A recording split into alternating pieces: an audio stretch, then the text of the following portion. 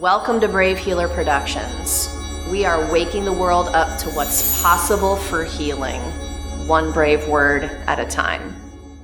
Hey everyone, good morning, good afternoon, good evening, wherever you are in the world. Welcome to the Monday Morning Breakthroughs event. I am super happy and grateful to have our guest expert today, Tara DeLeon, with us. She's going to talk about the hot mess to hot mom community. We published her beautiful, amazing, killer cover book there. You guys have to chuckle at that cover, right? Recently. And she's going to talk a little bit about the community and some other things. Tara is a personal trainer, professor of health, fitness, and exercise studies, podcaster, speaker, and author. Tara helps people feel badass and confident by teaching them to lift weights, take up space, and get strong, healthy, and empowered.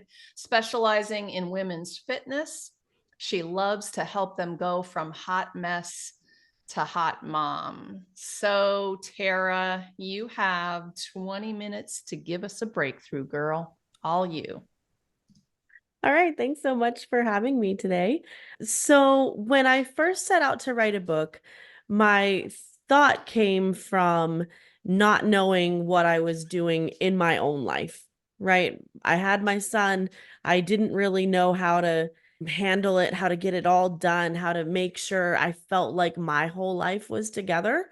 And I thought it would be amazing if I had a resource, like a checklist of things to, you know, get your will and testaments in order and set up a college savings plan for your kid. And then also, here's what to do at the gym when you go, because you don't want to have to make the decisions while you're there of what do I do? And how do I fix my libido? And how do I, do all the things, right? How do I stop peeing when I sneeze? So, as I was thinking about this, all these issues, I thought, God, I wish I had such a checklist of this. And so I researched for it, and it didn't really exist. There's plenty of parenting books, and there are plenty of books on self-help, but none that truly dove into what you need as a new mom. And so that's when I thought I should write this. And it all kind of came down to reclaiming yourself. I feel like as new moms, we get a little bit lost in motherhood, right? Like we used to be this person that survived in the world on their own and did our own things and were fulfilled, with our own hobbies and interests and things like that. And then we became a mother and our entire identity shifted. And now we are like the birth giver, the milk maker, the caretaker. And it's a little bit hard to kind of remember who you were. So I feel like having a village around you to help support you with all those motherhood things, but then to allow you the grace to kind of get back to who you were before you had a baby, I just think is really important. So reclaiming yourself is kind of what I wanted to talk about today. So when I think about the changes we go through during motherhood, pregnancy is all about physical changes, right? Our entire body changes, we get more blood volume, our heart rate increases, like physical changes are crazy. And then we give birth to this baby, and within like 3 days, you have the biggest hormone spike of your life, or drop rather, of your life. So you're mentally chaotic, right? And on top of all this, you're learning how to care for your own body, right? Because most of our labors aren't just like, oh, here's a baby. And I feel like I did 9 months ago, right? And on top of that, you're learning how to care for like an entire new human. And like it doesn't know how to be a human yet either. So it's figuring that out. Like there is a lot going on in those first couple of weeks postpartum. I think I want to start talking about like the physical changes and the physical nurturing that we need to provide our bodies. We have this societal pressure of like bouncing back, right? Like get your body back is such a common phrase that I hear when talking about postpartum women.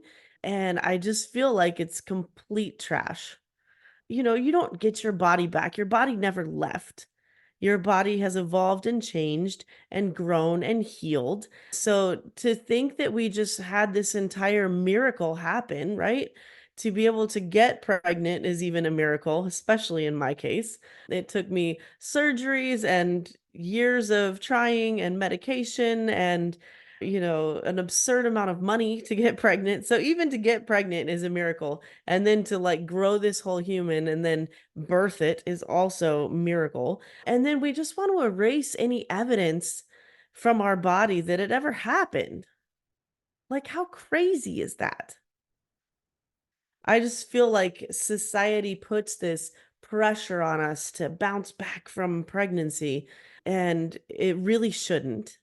But in the ways that I do think it would be good to bounce back is like, hey, let's fix our pelvic floor so we're not peeing our pants all the time. Right? Like that's an appropriate thing to bounce back from. You know, a lot of times when you've had a baby and then you want to go back to the gym, things don't feel the same. I had a friend when I was in college who had a baby and she was like, "It just feels like my insides are falling out." And at the time I was horrified like, "Oh my god, are you okay?" And then I had a baby and I was kind of like, "Oh, yeah, I don't exactly feel the same way, but I see how that would be a good description of what this feels like." Right? So maybe jumping right back into the same lifting routine that you've had for the past however many years isn't the way to go. Right? So in building this community to help support your body, and to support you during this new motherhood phase, like think about who's going to be there to help your physical body, right? Someone like me, right? Postpartum pregnancy certified personal trainer, really going to be beneficial in helping guide you onto what's good and what's not so good, right? Maybe involving a physical therapist, getting someone in there who knows what's really happening on the inside, making sure that you're managing expectations. Your body's not going to just fix itself in one day or one week. It might take months. For me, I thought for sure that I would be good to go in like a month or so. 6 weeks after having a baby, I'd be back in the gym lifting, whatever. My body didn't feel right in the gym for like 6 months, and that's that I know these things.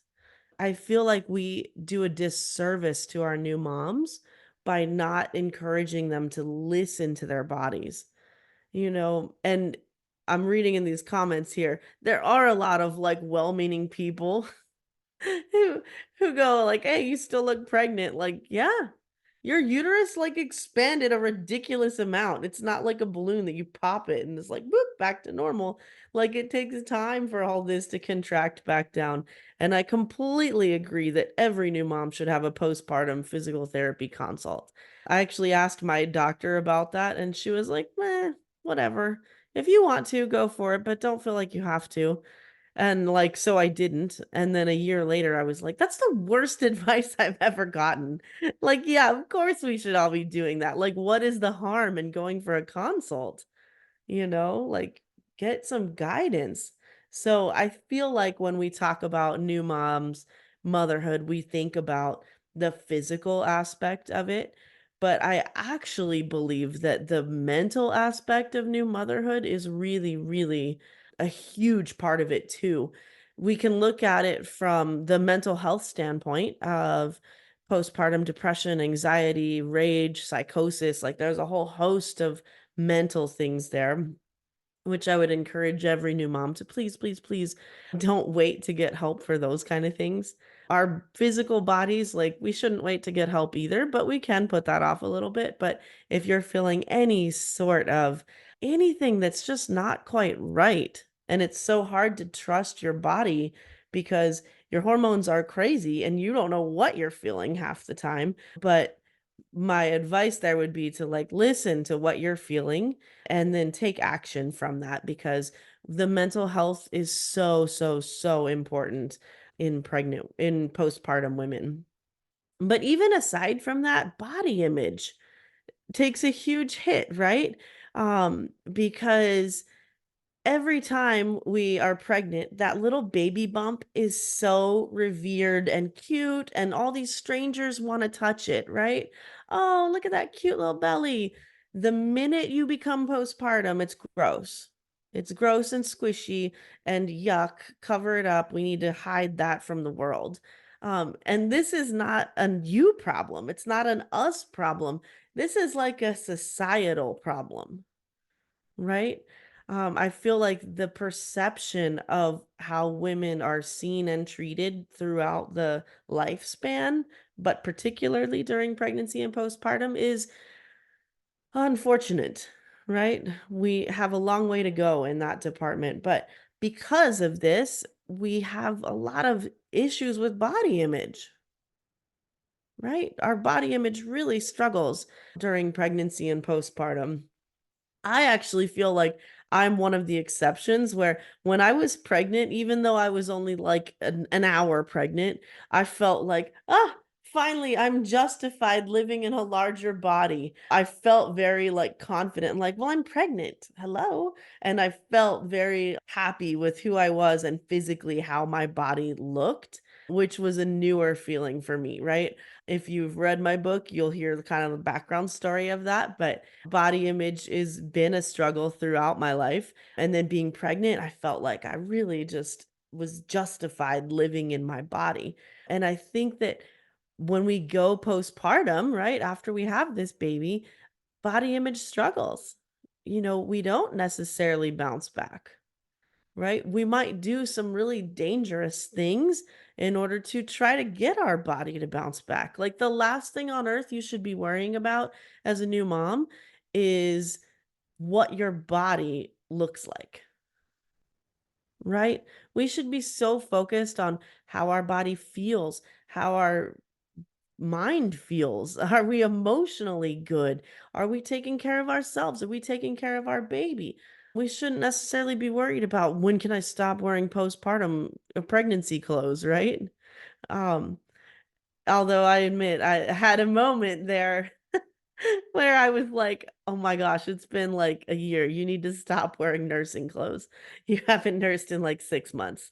Put these things away." Even though I loved my nursing clothes, I thought they were the comfiest thing on earth. At some point I had to kind of like give myself a kick in the pants to like move on, continue on with my life as a mother and not. So, I think body image is a big part of it too. And prioritizing our own well-being isn't easy, right? We're so caught up in prioritizing the well-being of the baby, which is great. I'm not advocating to like neglect your kid here. But I think we also have to, put on our own oxygen mask before we can help the people around us, right? We get so caught up in serving others and we almost develop this like victim personality of, oh, I'm doing for my family and I'm doing for everyone else around me that I've completely neglected myself. And you deserve better. You truly deserve better. You don't have to like earn self-respect. You don't have to earn time to do things that you want to do. You don't have to earn time to exercise. Like you deserve all that. And I think that there's so much messaging in the world that says self-care for a mother is like grocery shopping alone, or taking a shower by yourself. Like that's not self-care. That's just life chores. Right?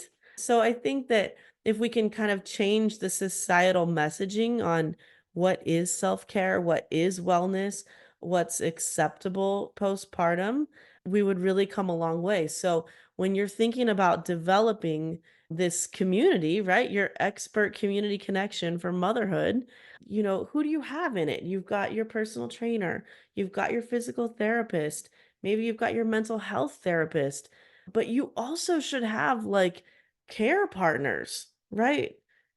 Who's helping you take care of this baby? Where's your friends that you can send inappropriate memes to for a laugh?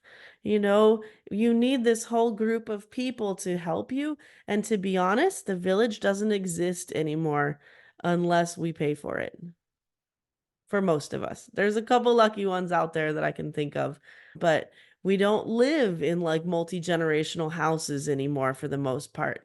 Mom can't just be like, "Hey, the baby's napping. Let me run out to the gym and get a quick workout in, while you're here." Like that doesn't exist. So if we want to go to the gym, we have to make sure there's childcare or we have to hire a babysitter, which gets cost prohibitive, right? We need to really like carefully curate who's in our village and who's not in our village. I don't think we talk about that enough either, of who deserves to be in your village and who is bringing the village down, right? One of my best friends was pregnant with her second, and her first was toddler age. And I got a phone call, which is weird, right? I'm a millennial. We don't talk on the phone, from her husband. And I answered because it was scary for me. Like, why is he calling me? Something must be wrong. And I answered the phone and he was like, "Hey, how do you feel about babysitting little Lou?" And I was like, "Favorable. When?" And he was like, "I'm right outside your house." And I was like, "Great, bring him in." But at the same time, I'm like, "What's happening here?" And turns out she was having some like inexplicable bleeding early in her pregnancy, but she's fine. Baby's due in July. But that's the kind of village that you need, right? Like someone who says yes without asking too many questions. If I'd answered the phone and said, "Well, I don't know, I'm kind of tired. We've got some things going on tonight. I've got to give the baby a bath." Like, you don't need people like that in your village. You need people that enthusiastically say yes. So if you've got people in the village who are just kind of like taking from you and not helping give back, you know, evaluate it. I'm not saying to cut off everybody, but evaluate your village and make sure that it's truly a village that is helping and you're not just having like energy vampires in there. So, in closing, I want to mention two things. I am creating this beautiful village, hopefully. I've been working hard to create this village on Facebook. The Hot Mess to Hot Mom Village is what I'm calling it. And I have every one of my co authors from the book in there. So we've got sleep experts, we've got feeding experts, we've got personal trainers, physical therapists, mental health therapists, we've got an attorney to talk about estate and, will type planning. We've got financial therapists, financial gurus. Can you tell I'm not in that part of the world often? Financial gurus in the village. You're kind of your one-stop shop for support is what I have there. And we all just kind of go in there and we share, helpful tidbits and things, but also it's a place for new moms to connect with other people who are like going through the thick of it right now. It's a very lonely place. I feel like I was very lonely postpartum, even though I have lots of friends. It was COVID, right? I had a baby in the peak of the pandemic, and everybody was kind of scared to even like see each other at all. So we did a lot of like holding the baby up at the window, like, "Look, here it is." And then everybody would go, "Oh," with their hands, but you couldn't really hear them, So I feel like particularly postpartum was a little bit brutal for those of us with pandemic babies, but that's not to say that it's not brutal for others too, right? So we created this village so that people could have support with what they're going through and ask questions and just kind of like vibe with each other if you need it. And then lastly, we do a lot of talking about this kind of thing on my podcast. It's called Wellness Rebranded. You can find it anywhere that you listen to podcasts. And we talk about what is actual self care and what's diet culture, hustle culture, toxic positivity kind of run amok. So if you're a podcast person and you want to hear what me and two of my co authors and podcast co host think about wellness, that would be a good place to find us. Amazing, Miss Tara De Leon. Tara, thank you so much for what you do in the world and for being here today to share it with everyone.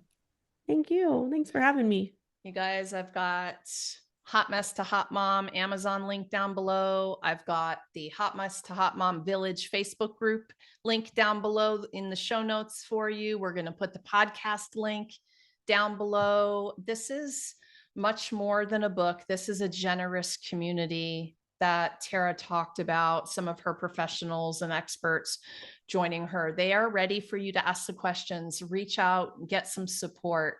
So please, if you're interested in learning more, you want to explore, drop down into the show notes, click on a link, and you're not alone.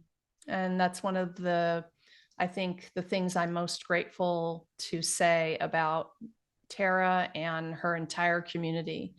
This book, this is the book I wish I had back when. And Mother's Day's coming up, y'all. So grab a copy for your mom friends. This is going to be the biggest gift that you give them. And just to wrap up our Monday Morning Breakthroughs show with Tara today, also remember, you guys, Brave Healer Productions is here to help you share your brave words with the world in a bigger way. Join us for the next Monday Morning Breakthroughs. We're going to have Deanna Russo on May 20th talking about din. And whether it's writing in one of our expert collaborations, or maybe you're interested in writing in our writer's circle, teaching your course on the Brave Healer Transformation School platform, or attending one of our networking events. We do this in the spirit of collaboration, which is business building magic, y'all. So reach out to us for info on anything you hear us mention. And until then, remember, your words change the world when you're brave enough to share them. So it is time to be brave.